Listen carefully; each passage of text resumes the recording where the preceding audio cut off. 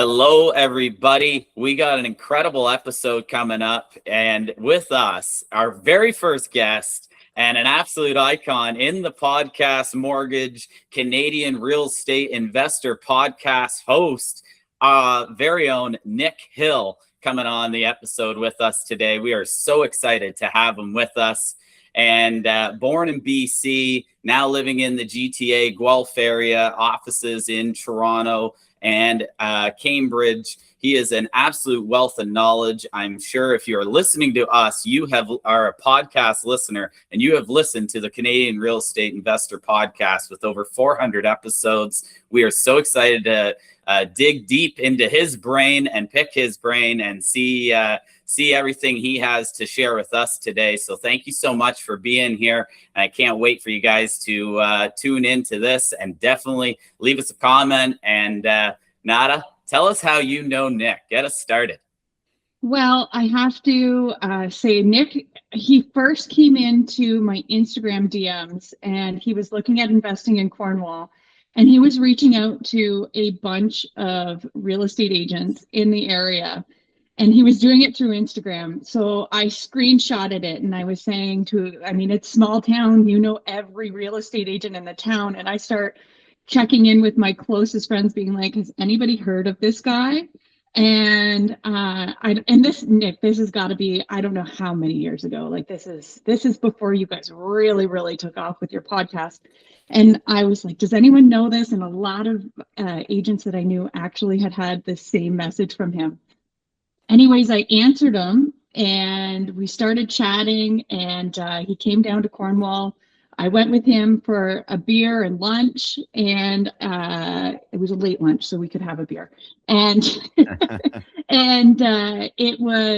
we just totally connected. And ever since then, Nick and I have been bouncing ideas back and forth. I pick his brain all the time with different things. And that's how our relationship started. He was investing in my town and I got to meet with him. And from there, we've just, they call him my buddy Nick and he's my buddy Nick.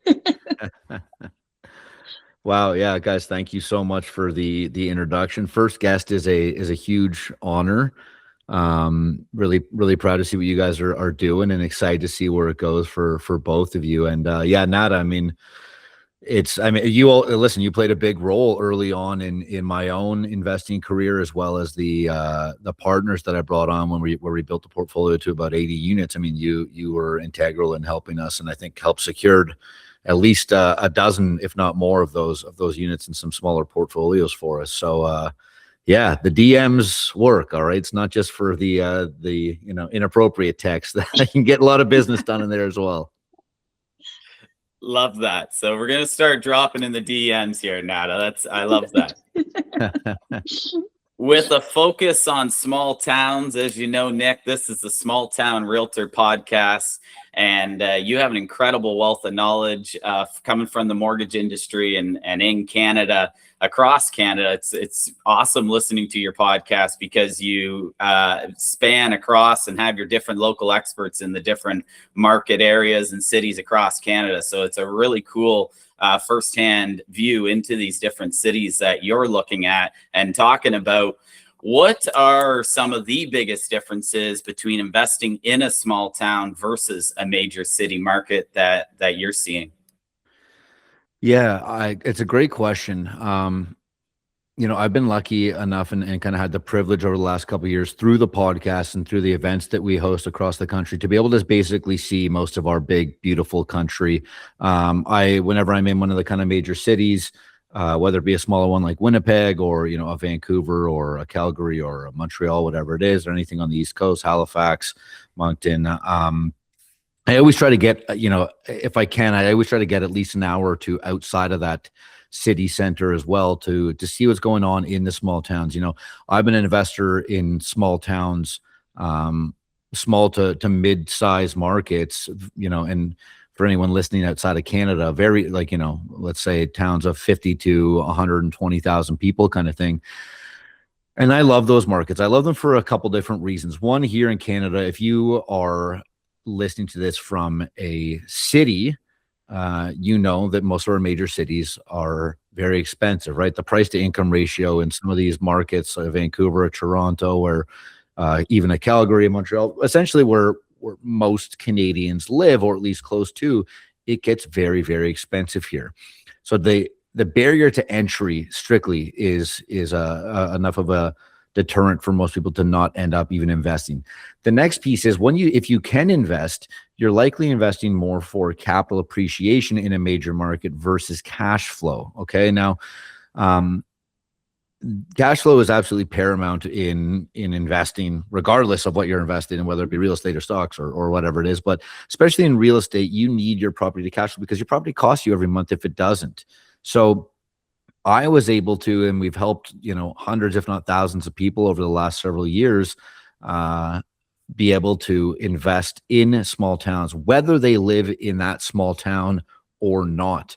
And I think that's another big caveat that I love about small town investing is you can build relationships there with key people, like, I did with Nada, and like I've done with countless other professional service providers in a place like Cornwall or a Peterborough, or many other small towns across Ontario and this country, where you can make, have good relationships with all the sub trades. You're, the guy the handyman guy that's going to come by and do the small jobs that no one else wants to do. And that goes a little, not that you can't have those relationships in the city, but I just feel it goes a little further sometimes in small towns. It's harder to break in, because if you break in and you start acting a fool and not paying people on time or demanding things or whatever, like, just as Nada said, it's a small town, people are going to talk, and you can very easily screw yourself and get a bad reputation as one of these people from the city coming in to invest. But if you can actually carry yourself well and be a good investor and pay people on time and have good relationships and be the people's person that it takes to be a good real estate investor, you can do very well, whether you live in that small town or whether you don't. So I like it from the people standpoint, and I also like it from the number standpoint. So Nick, I mean, you've invested in small towns across Canada, and they're so different, each small town. And when you're looking at these small towns, like, what are you looking for when you're evaluating it to see if it's worth for you to invest in, or if it's worth for other people to invest in? Like, what are the key factors you're really looking at when you're trying to figure out if it's worth your while? Yeah, it's a great question. I think to answer that properly, you got to kind of reverse engineer it one step further and look at what your investment thesis is. Okay, so if I'm going to invest in a small town that is more prone to cottage country type stuff, like a Prince Edward County, for instance, I'm going to be looking at Airbnb stuff. I'm going to be trying to pick a location that's either close to amenities, whether it's public or private amenities, or I'm going to be looking for something like rural that that you could do, enough room for activities kind of thing. So, or if I'm going to be looking at a student housing, maybe I'll be looking at a Kingston or a Trent or something like that, right? Or if I'm going to be looking at buy and hold, maybe I'm going to be looking for growth factors like, okay, they're putting like a Great Wolf Lodge in or something like that, or they just opened up a new distribution center. There's jobs, there's infrastructure being built there. Or there's a thriving university or some kind of like vocational college or something like that. If I'm looking at maybe getting more into the seniors thing, I'm going to be like, okay, well, where's affordability and where are the seniors moving? What kind of town or city is targeting that type of demographic? So first thing I would look at is what I want to accomplish, and then I would try to go and look at where that aligns. Now, after you've kind of aligned those two, whatever your thesis is, so I'm looking at student rentals in Kingston, for instance, or even a smaller, Trent or whatever, then I would go there and I would start to look at those types of markets, those types of towns, and see, okay, do I have an upper hand here? AKA, have I ever been here before? Or is this just a place that I Googled, right? Do I know anybody that lives here? Even better, do I know anybody that lives here that is maybe a realtor or a contractor or something like that, right? Just so I have an in to have a bit of an understanding. So I look for a bunch of different things. I mean, the big things that would umbrella all of those subcategories are, is there crime? Is there growth? Is there hospitals? Is there infrastructure? Are there jobs? Where is that town going? Is it growing or is it shrinking? And that's kind of these are the big deciding factors. And then you got to go niche down into what your actual investment thesis is. And it's so interesting because it's not just about the numbers. It's truly understanding what that community is looking for and how you can build on what that community is looking for so that you can invest in it and bring in the money, of course, is what we're all looking to do with these investments, but understanding the market really well and evaluating the city is so important. You spoke about the relationships that you have in these communities and breaking into these relationships in these small towns and how it can be a little bit difficult. Let's talk a little bit about the local relationships and the reputation and how that can play such a big factor in these small communities when you're trying to invest in them and grow your portfolio. Yeah, I mean, it almost is the it factor, right? Like without the relationships, I don't care if you are living in the town that you are investing in, or if you're living in the next town, or if you're living 4 hours away, or in a different province or state or whatever. Real estate investing and just real estate professional services, including contracting and mortgages and finance and appraisals and the whole gambit and trades, the whole gambit of things that fall under the umbrella of real estate, really comes down to two things. It's the numbers and the people. And for a good deal, a good transaction, a good project to happen, you need both those to be working, in unison and in harmony together. But I'd argue in some cases, it's almost more about the people than it is the numbers. You could buy a house with a great cap rate that looks great on paper. You've run the numbers look great. You've done the underwriting. You've gotten the quotes for whatever it is you need. And that's great. It can work really well in theory, and you can do your best to apply those numbers in reality. But the reality is that without the right people involved, your power team and those people's power team, and by power team, I mean, your realtor, your mortgage agent, your contractor, your lawyer, your accountant, so on and so forth, you're not going to be able to actually make that happen. You get a bad tenant, boom, there goes all your profit. I don't care how many numbers you underwrote. Your contractor screws you and doesn't do something to code. Okay, well, now you're stuck in limbo for months trying to fix that issue. Or, you go 20-30% over a project budget. Well, there goes, your CapEx through the roof kind of thing. So the trust and relationships with the people that you have, especially in smaller towns, smaller markets, the locals that are there every day, that understand the market, that can call in those favors. It is, you can't really do it without it. And I think the way to do that, listen, I'm from a small town, so I think I get it a little bit more than maybe someone who's been born and raised in the city and kind of lived there their whole life. Reputation, people do talk. You've got a lot of people that bring their negotiation tactics or their attitudes or the way they conduct themselves in business from a city and try to kind of brute force that into small town behavior, and it usually doesn't work, right? It usually doesn't work that well. So I think you always get more bees with honey. You go there and you do your due diligence. You talk to a lot of people, as I did. You interview people. You see who other people are using. But when you do find your group of people, you stay loyal.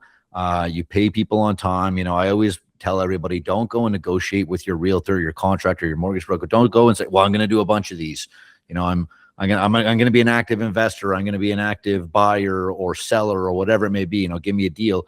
You do the first one or two deals first, and then say, hey, look, these are going pretty well. Let's be, maybe we can figure something out here. So I think I think the relationships are paramount to getting good deals done, whatever it is you're trying to do, buy, sell, invest, flip.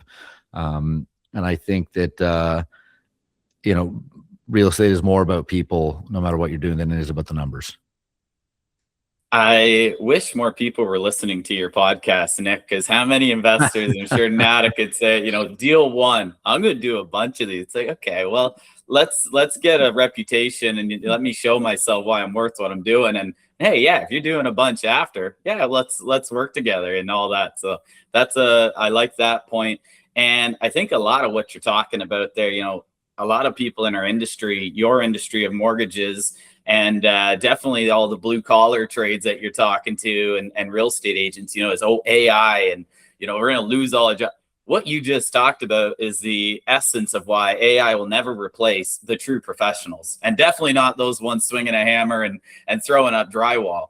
100%. Their relationships is everything, and that's not what you get when you're working with an AI agent of any sort.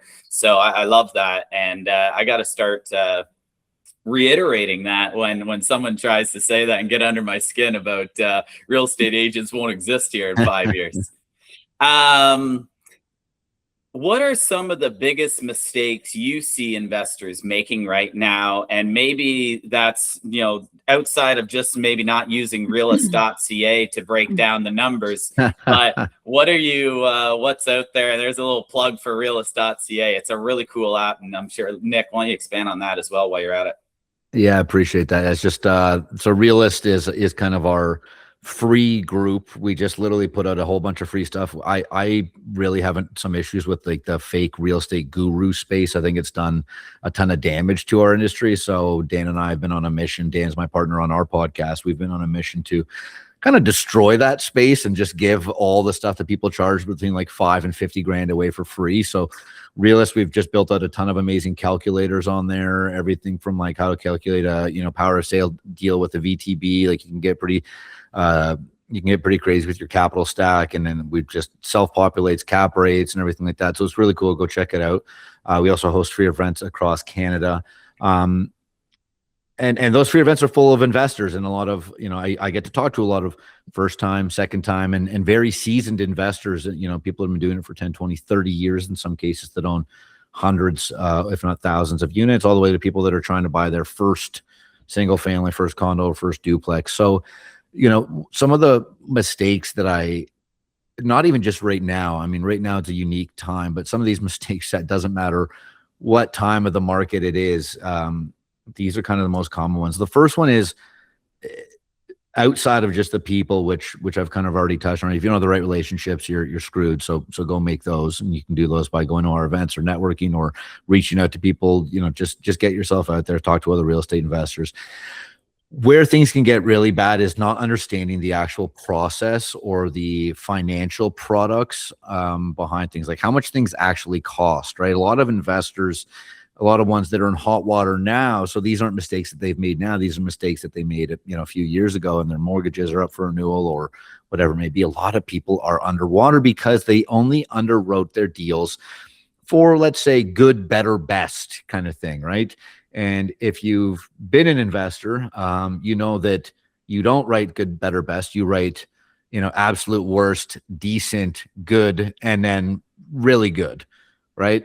But like, you got to prepare for the worst and expect the best, because with real estate, you have the ability to improve your asset, right? You can't buy a Google stock and put a basement suite in it and increase the monthly revenue, right? But you can do that with real estate. So, but if you misjudge your numbers, you put $50,000 down for a basement suite, it ends up costing you $120,000, or you value your building or your after repair value way higher, or you can't get units rented and your appraisal comes back lighter.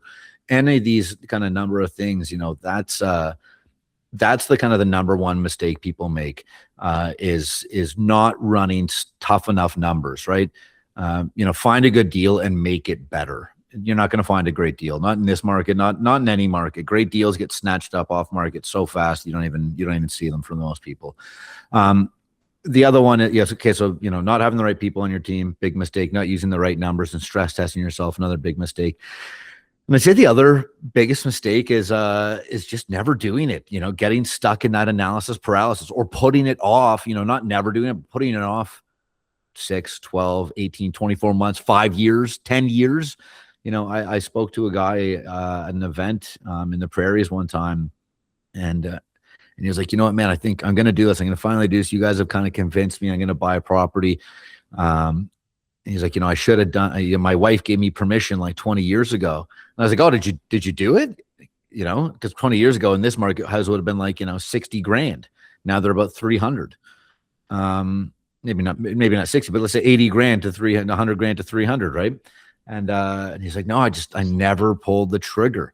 And I was like, man, if you had bought, one house every 2-3 years, 20 years ago, even for a 10-year period, you would have been, you'd have a several $1 million net worth right now, or at least over $1 million, strictly just in owning your assets, because they would have probably mostly paid down and cash flowing the entire time.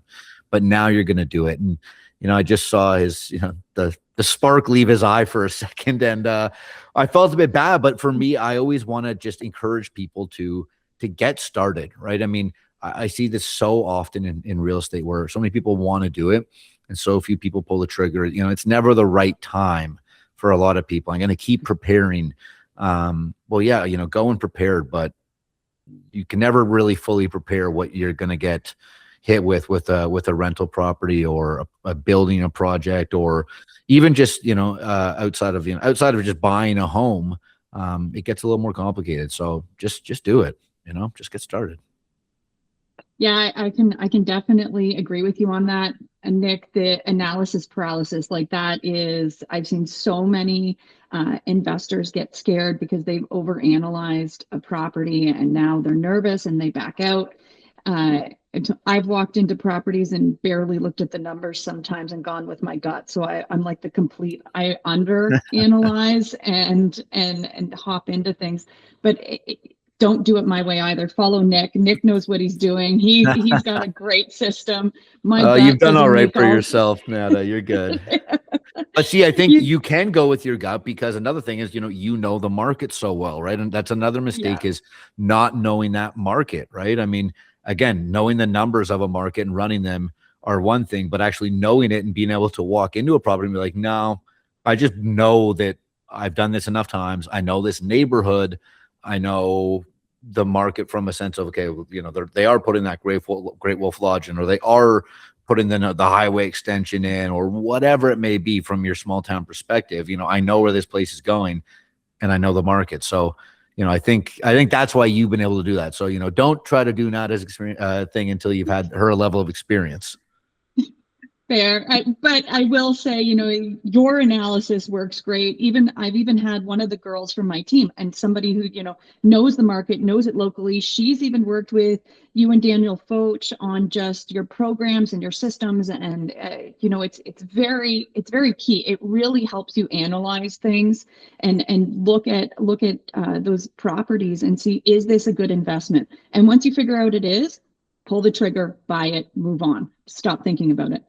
But on that note, there can be a lot of red flags in these small towns. And when you're analyzing it, when you're seeing these small towns and it looks really good from the outside, but when you get in there and you're analyzing, is there anything that you would look at and go, oh no, that is definitely a red flag, like maybe a nuclear power plant going in the center of the town type thing? Is there something that you'd see that would be a red flag for you and that would make you step back and maybe not want to invest in that city? Yeah, I think it's so nuanced, right? I think that question kind of goes back to what I was saying before of like, what's your investment thesis? What's important to you? And for some people, let's say like a large auto manufacturer shutting up shop in your town and leaving or something like that, right? Or, the paper mill type of example, whatever, the mining town, all that kind of stuff, right? Some investors, and this is why investing in real estate is so unique and personal to whatever it is you're trying to accomplish. Because I know some investors that would see one of those examples take place, a large manufacturer or a large employer leaving and be like, okay, time to get out, or maybe they got wind of that before it was going to happen and they're trying to sell before it does. I also know other investors that would be like, okay, that person left, we're going to see some depression in prices and maybe a bunch of vacant units and that kind of stuff. Well, maybe now it's time to swoop in and start to buy up stuff at a discount. I think it really just comes down to knowing what's important to you outside of course, like the detrimental stuff, like, this place is riddled with crime, or this is a really bad area within the town or something like that. But that just, again, goes to, having trust in your local team and having enough market knowledge to, I put it this way. I've got clients that have invested in like Winnipeg, for instance, or like, outside of Winnipeg, kind of outside the city center, that have never been there, but they've put a lot of trust in their team to, they'll do Google Street View. Their realtor will FaceTime them. They don't, their property manager will keep them posted and send them pictures and videos of everything like that.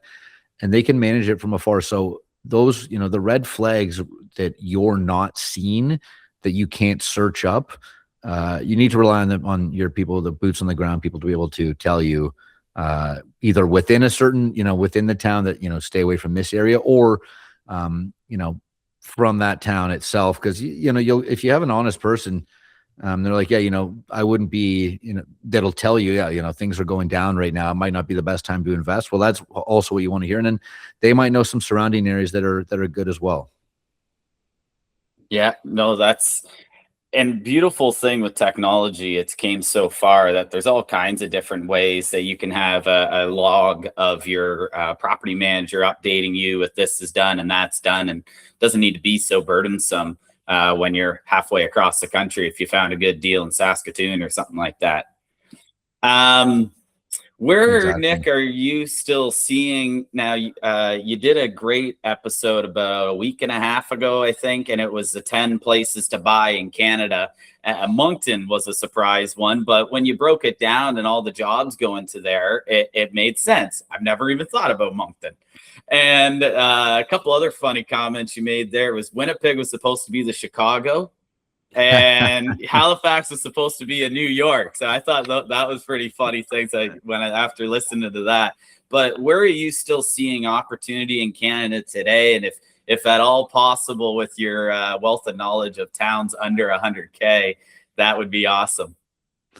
Yeah. Go do your own research on this. Not you guys specifically, but anyone that's curious. Really cool histories with some of the Canadian cities, Winnipeg and Halifax, before policy and a major explosion got in the way. But I'm lucky enough, again, like my day-to-day job that I work like 12 hours a day on, outside of podcasting, is I'm a commercial mortgage broker. So that means that I started off funding stuff, as Nada would know, and a lot of stuff that she and I, kind of did deals on, duplexes, triplexes, 4 units, all the way up to 10 unit. That was the biggest building we had for a while. So that was what I knew, all of which I got into for less than $100,000. But now I'm looking and working with people across the country that are buying and or building in certain markets for in and around that price range too, or they're bringing on other team members, and pooling funds and having enough net worth to satisfy stuff. So, I'm lucky that I get to see the first timers figure it out in, rural Saskatchewan, as well as, work on projects in downtown Toronto kind of thing. I think there is opportunity across this country. There's a lot of doom and gloom in the market right now. And that's because there's a lot of really bad shit happening, to be honest. I see it, you guys see it, you hear it. But at the same time, it's not all bad. Like, I am extraordinarily busy. Everyone at my brokerage is super busy. We are doing good deals across the country in every major market, and in a lot of kind of second and third tier markets from a size and cap rate position as well. So, I still know people buying, selling, building, refinancing, specifically with a 100K liquid budget to invest in real estate. I would urge you to, depending on where you are, to find that smaller town, or that mid-sized town that has some growth, right? As I said at the top of the show, it's important to focus on cash flow. It also depends on what you want to do. Do you just want to go buy a building that's kind of turnkey? Well, your money's not going to go nearly as far. Do you want to buy something that you've got to put a little bit of work into? Okay, well, can you do the work? Do you want to find something that you can do a lot of work on? Well, how much of that 100K has to go to a down payment and then the work afterwards? Are you going to be doing this as part of a small group, right? Bring a couple friends together, bring a couple business partners together that have different skill sets. Maybe you can even build something. We use a product called CMHC MLI Select, which gives you really great terms on rate and amortization. So it's a tough question to answer, because I think there's so many different things that different people can do depending on what they're trying to accomplish. My overall advice would be really understand, invest in other people first. So invest in, education, know what you're doing, spend some time, whether that be financial investing or just knowledge. Start there. Build your power team. Know that all three of us basically work for free until we get a deal done. So utilize your realtor, that's one great thing about being a real estate investor, is that if I've got 100K, I don't have to start paying Garrett, Nada, or Nick to work for me, to underwrite deals, right? To go look at properties. We get paid when we get the deal done. So you get a lot of free work as a real estate investor, right? Get your contractor to come and quote you something. Sometimes they want some money for that, but have them walk through a property with you. So I would urge anybody trying to figure out what to do with 100K to pick a market, pick an asset class, pick a thesis, and then it gets a little easier from there.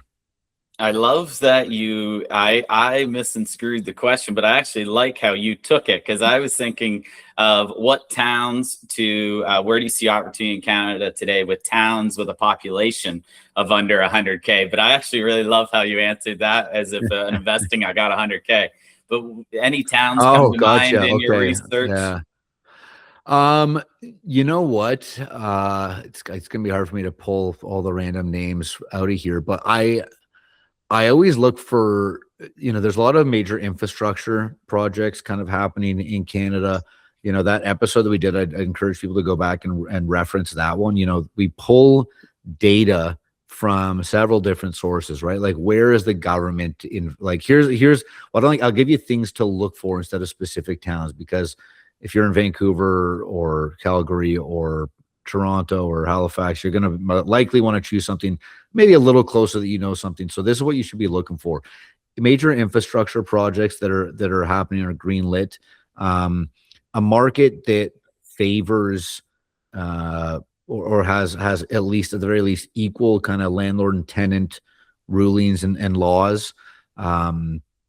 Figure out what's more important, capital appreciation or cash flow. That'll also determine what kind of asset quality you're looking at and what kind of tenant profile you're looking for. Ease of working with the city, right? Like, so how long does it take to get a zoning amendment? How long does it take to get a permit? This is even for just the average homeowner that might want to consider turning their garage into a suite, or putting a backyard, a garden suite in, or even a basement suite, right? You don't have to be an investor to really utilize some of these types of things, right? You can just be someone that's just like, yeah, well, I barely use the basement, the garage sits empty. How about another $2,000 a month or $1,500 a month that it's either, making me or it's offsetting my mortgage? Those are the main kind of things that I look for, growth, industry, average income, price to income ratio, all of that kind of stuff. There's a ton of data that you can look at. And there's a lot of those towns and cities that are, very low. I guess they're not towns. That would be kind of a small city between that 50 to 100,000 mark. There's a lot of those in Canada, right? Like, we don't have a lot of big cities here that are really over 1 million people. We really don't. We've got a lot of cities that are in between that, like 50 to 100, 150,000 population mark. So I think what Nick is saying is invest in Cornwall. I think that was no, I'm not saying that because Nada, when we started talking about Cornwall on our podcast, I think we literally boosted the average price go up to like we had people in that were listeners to the show end up competing on bids with us, and our partners at the time were like, you guys gotta stop talking about Cornwall. We're like, we mentioned it like 3 times in the podcast, and now it's the hottest market, so we stopped talking about any of our personal stuff. Thank you very much. But the Great Wolf Lodge is coming, isn't it? The Great Wolf Lodge is coming our way. That's why I keep on using that example. Infrastructure is being put in place. It's a beautiful thing. I mean, and invest in Grand Bend. But on that note, I just, I deal with a ton of new investors. I've been a new investor. You've been a new investor. We've all been new investors in our area. And if you're going into this, you're a new investor, you're listening to us today, like, what I know what my advice would be. And this is of course going to be the person who's just rash and jumps into things. I'm like, just pull the trigger. That's my number one advice. But what do you think is your advice for that new investor who's coming into this, wants to invest in real estate? What is something that, you're having that first conversation with them?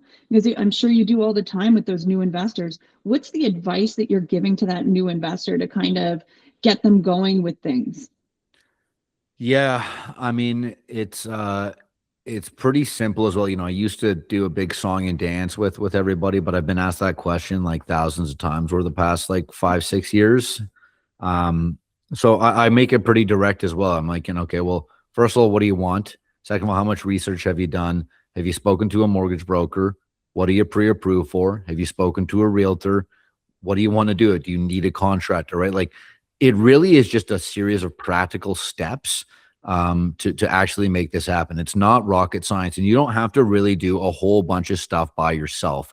You've got to figure out who you're going to be as an investor. Are you the broke guy that's trying to put together a deal? Okay, good. Then know your role, right? If that's you, I don't have money, but I want to invest. You know what never goes out of style in real estate? Finding a good deal. You find a good deal, you can likely find a money partner or get someone to do a VTB. If you don't know what that is, get your realtor, who should be an investor-focused realtor, right? So that's the first thing. If you are looking to invest, build that power team, right? It's super simple to go and do.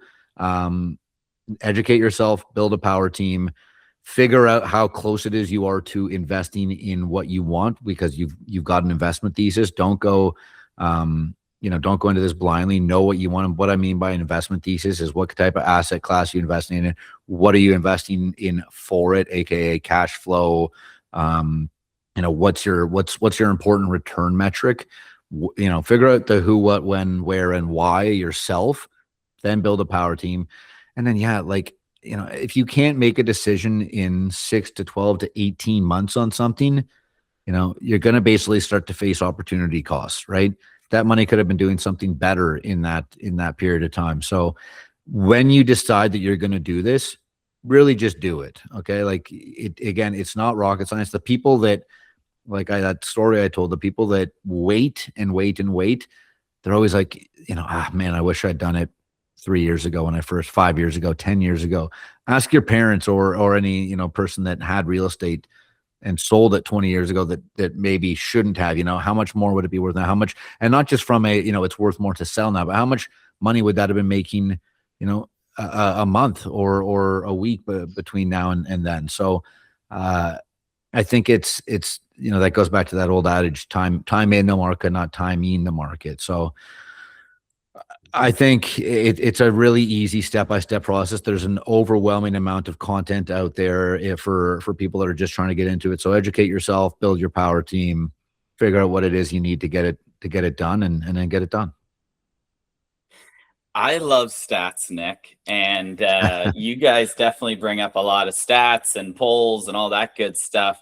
But on the back end of your realist.ca app, what are some towns that are surprising you? Like, I'm sure you're seeing the addresses or towns or cities that like 1,000 came for Ottawa in the last week or something like that. Is there some towns or areas that have been surprising you where a lot of people are using the figures? Yeah, it's been pretty great. Just similar to our kind of like podcast downloads, since we cover, basically the whole country. It's cool, right? I mean, obviously you get a ton from the GTA and the greater Vancouver area, everything between Calgary, Edmonton, and Red Deer. But there's always those kind of like cool outliers. You'd see a lot of stuff for Ontario, Oshawa, Barrie, London. For out west, you get, Red Deer, Kamloops, Abbotsford, Windsor, a lot of the kind of like usual suspects. But the cool thing is there's literally people analyzing stuff everywhere, right? You'll see like something from Fort McMurray, something from Tofino, something from, like Windsor, Nova Scotia, not even Windsor, Ontario. So it really just, That's the coolest thing about I think what we've been trying to build over the years, the podcast being national, the events being national, and our free tools and our free membership stuff being national, is that you get to see and understand, not only from our perspective, but from the people that are a part of our group, which again is free. They get to see and speak and hear the experiences of people across the country. Right, like, okay, you know, this guy in somewhere in an East Coast town versus this guy somewhere in a, out 3 hours outside of Vancouver. They get to compare notes on what things cost, what vacancy is, which I find the most fascinating thing, because, you know, Canada is such a big place. Our major cities operate so differently. Our mid-tier cities operate so differently, and our rural communities operate so differently, all from one another. You cannot paint Canada and the Canadian real estate market with one broad stroke. There is like a million little strokes. So it's really cool to see the kind of usage across the country. Obviously, you know, it's concentrated in the major markets, just like everything is. But yeah, it's like no specific names jump out. It's really a blend. Like, there's dozens and dozens of pages of different places. Some of the places I haven't even heard of. It's cool. No, and really go check out this realist.ca app. I've been helping investors, and they'll say, you know, this and that. I'm like, well, this is a great little app. Let's change the interest rate to this, and it's a really cool app. And best part, it's free, so it's a win-win. So we appreciate that. Where can people find you? Obviously, we know, but tell the people where to go follow you. Instagram, Facebook, all the good stuff. Yeah, appreciate it. So I'm my buddy Nick on Instagram, Nick Hill on LinkedIn. You can check out the podcast, the Canadian Real Estate Investor Podcast. Got over 400 episodes. We have a YouTube channel by the same name. And if you want to buy, build, or refinance a commercial property with me, Nick at bldfinancial.ca. Nick, we appreciate this so much. This was huge My for you pleasure. to come on for us. I mean, I called you whenever we were starting this and ran a million questions by you and asked if I was nuts. And I said yes, but welcome. Yeah. And, you know, Garrett and I have been loving this, and I am so honored to have you as our first guest. Thank you so much for coming on here today. We're going to close it out. Thanks a lot, guys. Make sure you follow our episodes. We're really trying to grow this. And again, Nick Hill, the Canadian Investor Podcast. Make sure you follow it, and have a great day.